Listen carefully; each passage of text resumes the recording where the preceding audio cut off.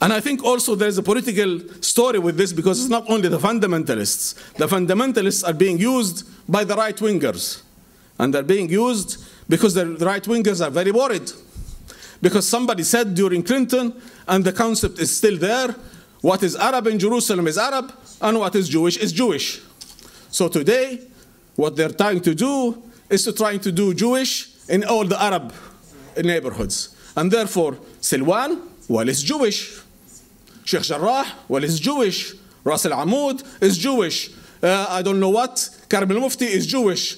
All neighborhoods, Tur, Mount of Olive is Jewish. And therefore, we're creating facts on the ground so that what is Jewish will be Jewish, and what is Arab is also Jewish. And therefore, when we talk about Jerusalem, there is nothing for us as Palestinians.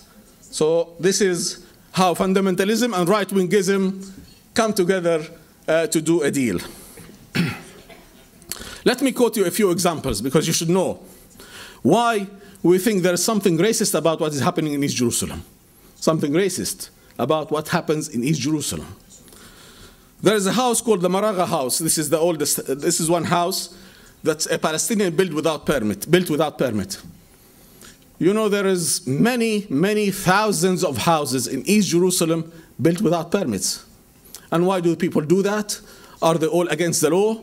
Are they all unhappy to get a permit? No, because permits are not allowed. Because you are talking about demography all the time. You're talking about population. You're talking about how we can make the city Jewish and how can we get the Arabs out. And therefore, there is a policy in Jerusalem. But the Maraga house is an example, a good example. This house was condemned by the municipality of Jerusalem to be demolished because it was illegal. It's a 6-story building. It's illegal, and therefore it had to be demolished. There's a demolishing order on it. Well, the guy, I don't know who owned it, was either clever or stupid, but he sold it to a settler organization. And suddenly, there was no demolition order put on it. The demolishing order is taken away from that house in particular.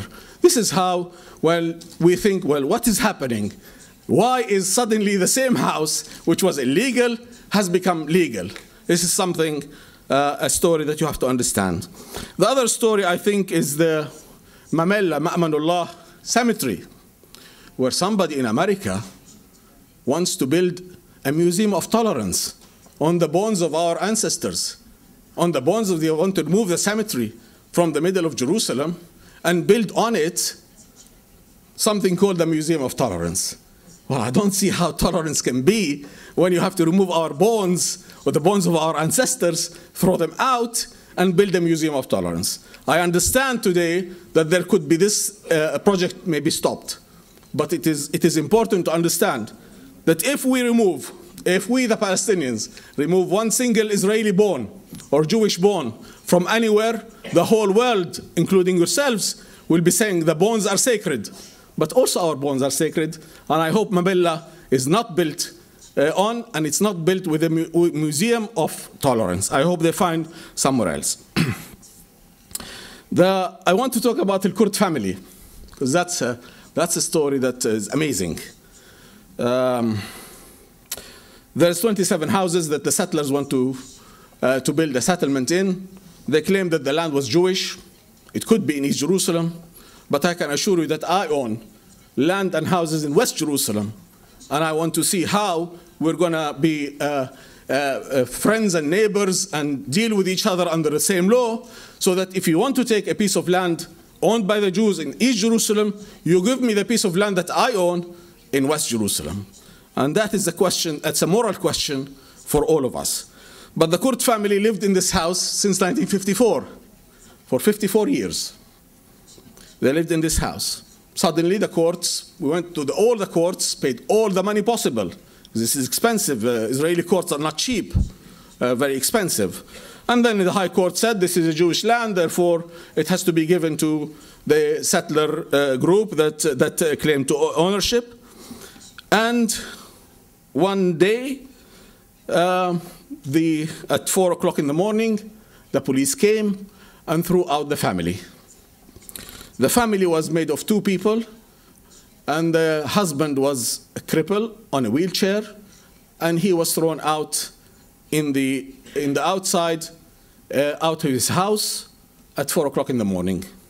1 week later, he died. 1 week later, he died. Is there an issue there? I'm sure there is an issue. Should the family sue the police? Maybe it should sue the police, because this is indirect death caused by removing this old man, a cripple, from his house to the street. And I'm sure this doesn't happen anywhere else except in East Jerusalem.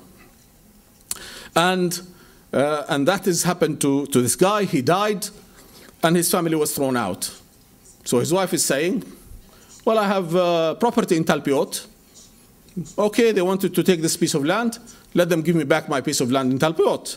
And I'm sure that we will tackle the courts and see if there's justice there, whereby one house is taken by the Jewish owners, but the other house is taken by the Palestinian owners.